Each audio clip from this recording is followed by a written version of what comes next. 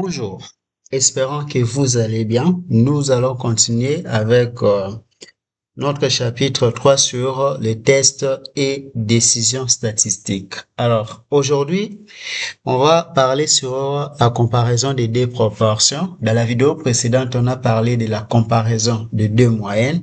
Alors, aujourd'hui, nous allons parler de la comparaison des deux proportions. Qu'on peut aussi dire la comparaison des deux taux ou soit des deux fréquences. Alors, c'est quoi la comparaison des deux proportions? Déjà, tout ce que nous avons vu sur la comparaison de deux moyennes reste aussi valable ici. Ça veut dire quoi? Généralement, quand on va vous donner un exercice, on va peut-être pas vous dire quels sont les tests qu'il faut utiliser parce que nous avons vu qu'il y a plusieurs types de tests. Tests de conformité, tests d'ajustement, ainsi de suite. Maintenant, votre travail devant un exercice, c'est d'abord d'identifier s'il s'agit de quel type de test, parce que chaque test, bien sûr, la logique, les étapes, c'est presque la même chose, mais il y a quand même des formules qui divergent. Donc, votre travail, c'est d'abord d'identifier s'il s'agit de quel type de test. C'est après que vous saurez comment procéder. Alors, dans quel cas il s'agit du test de comparaison des deux proportions. La première chose, vous devez avoir des échantillons, là, ou soit des populations dans lesquelles vous allez extraire des échantillons. Donc, vous devez avoir des échantillons et puis, hormis les deux échantillons, on essaye de voir, de comparer les proportions entre les deux échantillons. Est-ce que la différence est significative entre les deux proportions ou la différence n'est pas significative. Est-ce que la première proportion est supérieure à la deuxième ou la première proportion est inférieure à la deuxième? Donc, lorsqu'on essaie de comparer les proportions de deux échantillons, là, il s'agit du test de comparaison des deux proportions. Donc, c'est comme il est dit ici, que on cherche à déterminer si deux populations ont la même proportion d'individus qui représentent un caractère donné. Parce que déjà, quand on parle de la proportion, c'est-à-dire un pourcentage d'individus qui représentent un pourcentage donné. On peut dire, par exemple, que le pourcentage de bosseurs, des étudiants qui étudient sérieusement en maths info est de 58%. On peut dire que la proportion des tricheurs en maths info est de 0,75.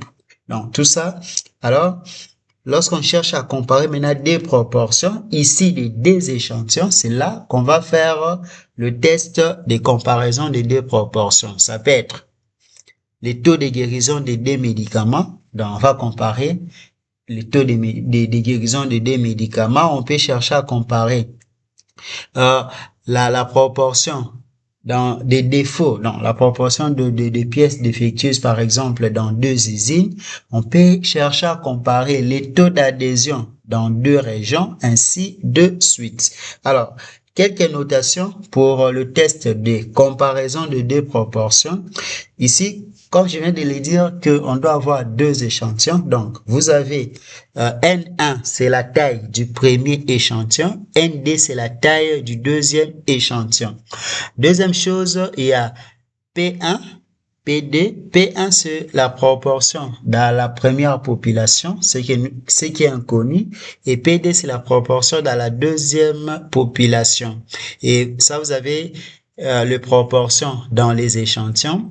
P1 chapeau, P2 chapeau. Bon, souvent on peut aussi noter ça seulement par P1, P2, c'est pas aussi grave, mais juste pour différencier que ça c'est dans l'échantillon et ça c'est dans la population, ce qui est inconnu.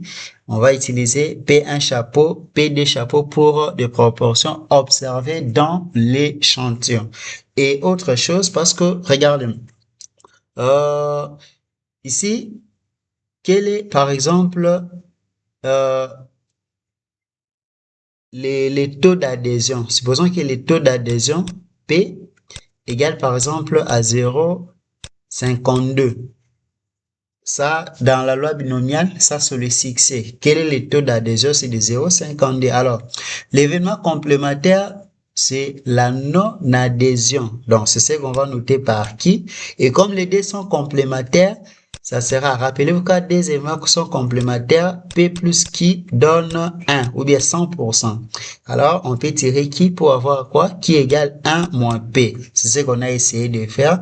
Qui 1, c'est les complémentaires de P1 et qui D, c'est les complémentaires de PD. Voilà, c'est quelques notations qu'il faut retenir. Alors, comme on a vu pour les autres tests, il y a les étapes à suivre. Quand vous voyez qu'il s'agit d'un test de comparaison des deux proportions, alors il y a les étapes à suivre. La première chose, c'est les hypothèses. Alors, on peut avoir un test bilatéral. Là, on va dire H0, P1 égale à PD. En d'autres termes, il n'y a pas de différence significative entre les proportions des deux populations, entre les deux proportions tout court.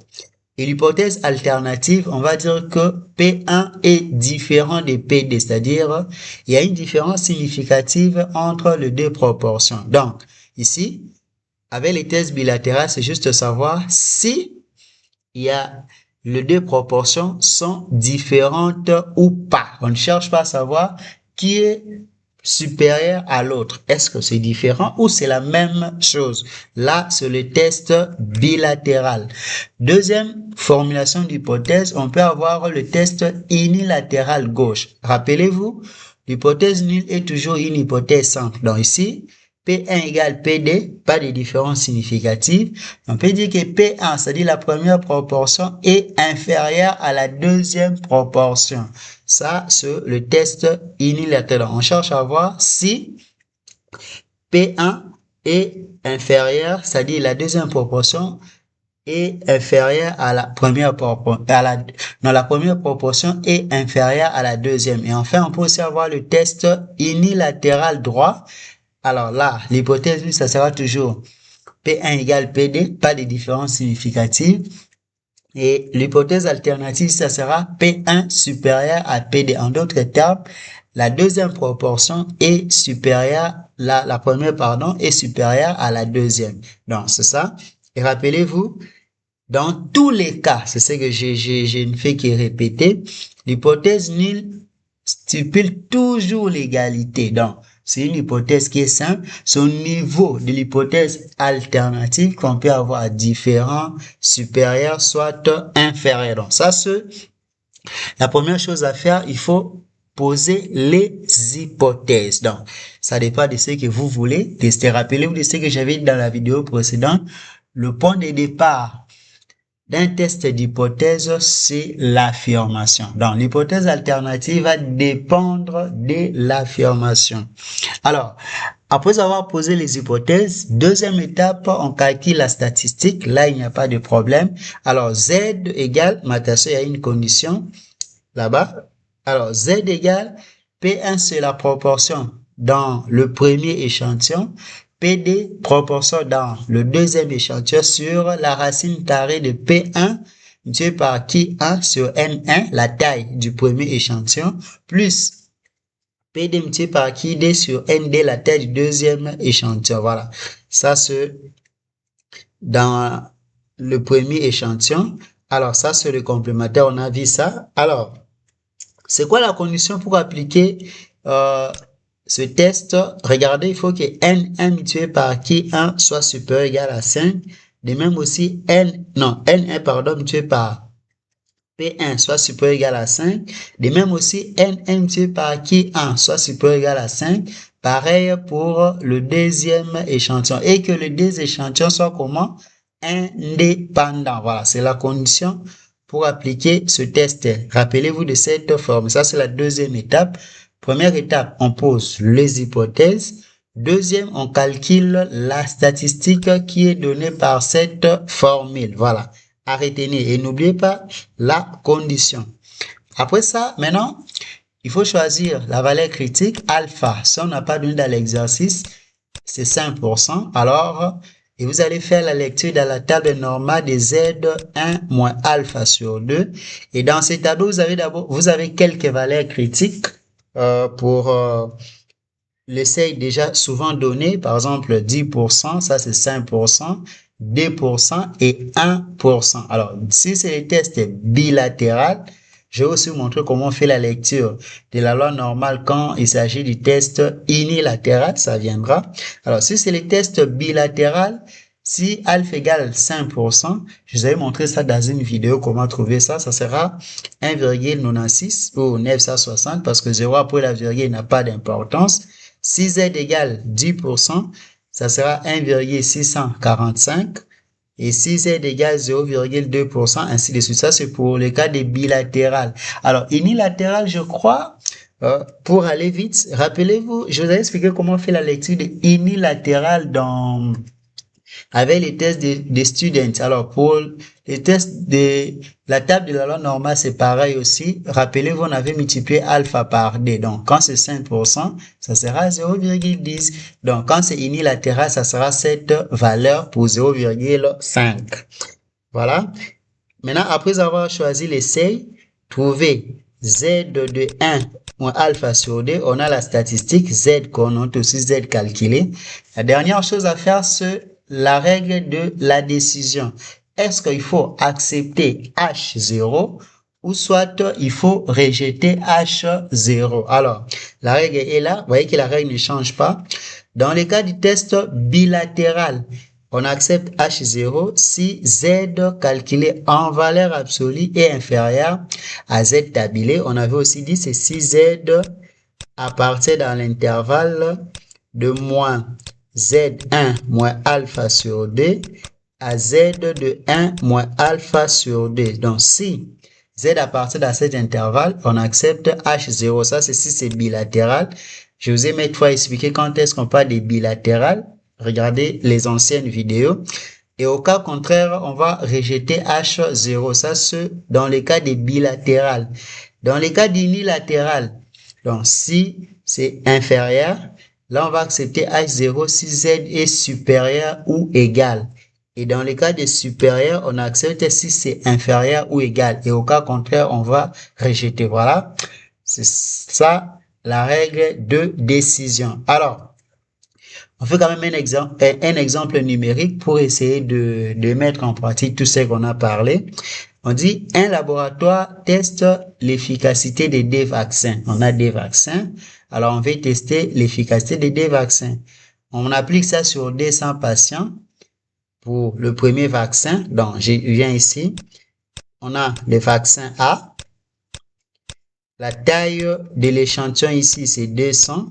Et parmi les 200, on dit il y a eu 150 guéris. Alors, si on a 200 patients et qu'il y a eu 150 guéris, on peut trouver la proportion, ou soit, si vous voulez, le pourcentage, alors la proportion P1 serait égal à quoi?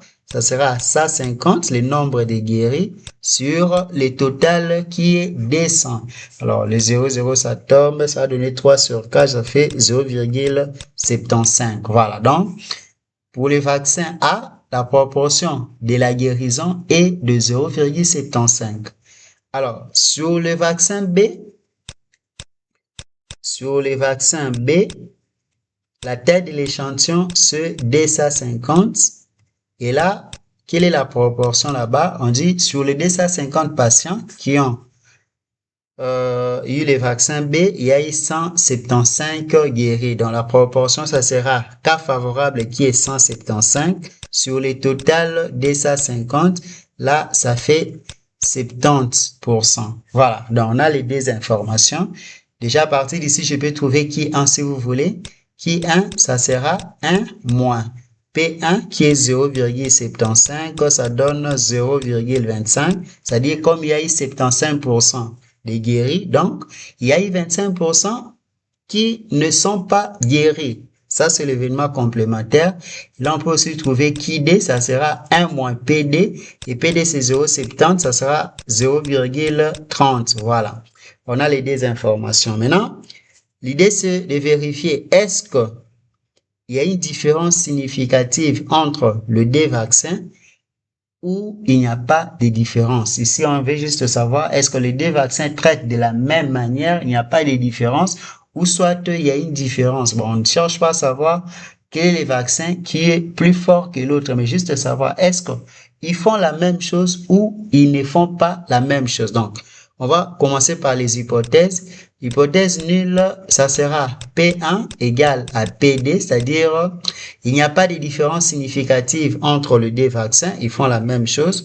Et vous avez H1, P1 est différent de PD, c'est-à-dire il y a une différence significative. J'insiste, l'hypothèse alternative, ça dépend de ce que vous voulez tester, ça dépend de l'affirmation. Ici, nous on cherche à voir s'il y a une différence entre les deux vaccins, c'est-à-dire est-ce que les deux vaccins ont la même efficacité ou pas. On cherche pas à savoir quel est le vaccin qui est plus efficace que l'autre. Comme ici, on cherche juste à savoir si c'est la même chose ou pas. C'est quoi l'hypothèse alternative? J'ai mis différent. Mais si je cherchais à savoir si le premier vaccin est plus efficace que le deuxième vaccin, là, j'allais mettre supérieur. Ou si je voulais voir si le premier vaccin est moins efficace que le deuxième, j'allais mettre ici, non, si c'est plus efficace, supérieur, si c'est moins efficace, inférieur. Voilà, donc, l'hypothèse alternative dépend de ce que vous voulez vérifier.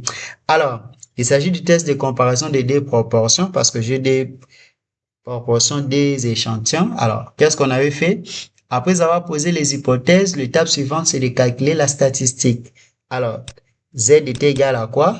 La formule, c'était P1 moins PD. Bon, j'enlève les chapeaux pour aller vite. La racine carrée de P1 multiplié par qui 1 sur N1 plus P2 multiplié par qui 2 sur N2. On remplace chez nous. P1, c'est 0,75 moins PD, c'est 0,70 sur la racine carrée de quoi? P1, 0,75 multiplié par Q1, 0,25 sur N1. N1, c'est 200 plus la condition, c'est déjà vérifié. C'est pourquoi je ne vais pas commencer par vérifier la condition. PD, c'est 0,70 multiplié par Q2 qui est 0,30 sur ND, ND c'est 250. Voilà, ND c'est 250. Là, on calcule Z ici pour aller vite. Voilà, j'ai trouvé 1,17. Vérifiez chez vous. Maintenant, après avoir trouvé Z, l'étape suivante, c'est de choisir le seuil. Alors, on prend 5%. Alors, que vos Z de 1 moins alpha sur D, regardez dans les tableaux, comme nous sommes dans le cas des bilatérales, ça sera 1,96. Alors, quelle est la règle de décision? On avait dit, si Z en valeur absolue est inférieur à Z de 1 moins alpha sur 2. Z, on a trouvé quoi? On a trouvé 1,17. En valeur absolue, ça donne aussi 1,17. Est-ce que 1,17 est inférieur à la valeur tableau, on a trouvé 1,96. Est-ce que 1,17 est inférieur à 1,96? C'est vrai ou faux? C'est vrai. Alors, comme c'est vrai, on fait quoi? On accepte H0. Alors, accepter H0 veut dire quoi? Qu'il n'y a pas de différence significative. Donc, c'est ce qu'on dit ici, que les deux proportions ne diffèrent pas significativement. Voilà, c'est ça. C'est comme ça qu'on procède pour les tests de comparaison de deux proportions. Mais n'oubliez pas toujours de vérifier la condition. Ici, c'est déjà, vous voyez, si vous faites N1 multiplié par P1, 200 multiplié par 0,75, ça sera supérieur à 5. Si vous prenez 200 multiplié par 0,25, ça sera supérieur à 5. Pareil ici, si vous prenez 200 multiplié par 0,70, ça sera supérieur à ou égal à 5. Et si vous prenez aussi 250 multiplié par 0,30, ça sera supérieur à 5 parce que la condition c'était quoi? Il fallait que N1 multiplié par P1 soit supérieur ou égal à 5. Pareil aussi N1 multiplié par Q1 supérieur ou égal à 5. La même chose pour le deuxième échantillon. Voilà, ça c'est une visualisation pour la zone des rejets. Voilà, ça c'est par rapport à la loi normale.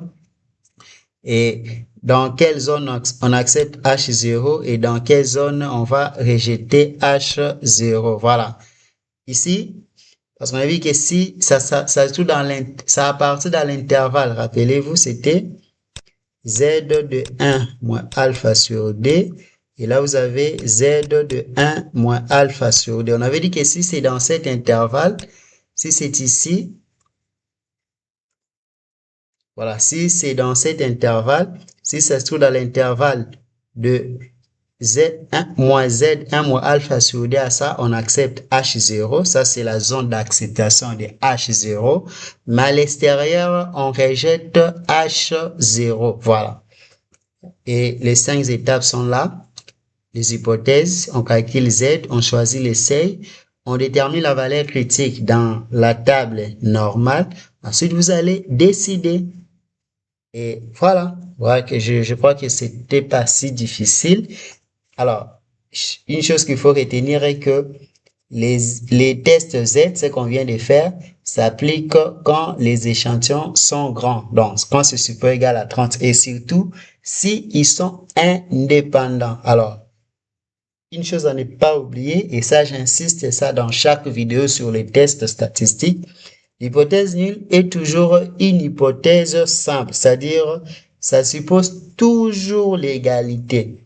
C'est au niveau de l'hypothèse alternative qu'on peut avoir différent, on peut avoir supérieur, soit inférieur. Donc, ne mettez jamais l'hypothèse nulle P1 par exemple supérieur à PD ou soit P1 inférieur à PD. Non, l'hypothèse nulle est toujours une hypothèse simple. J'insiste sur ça.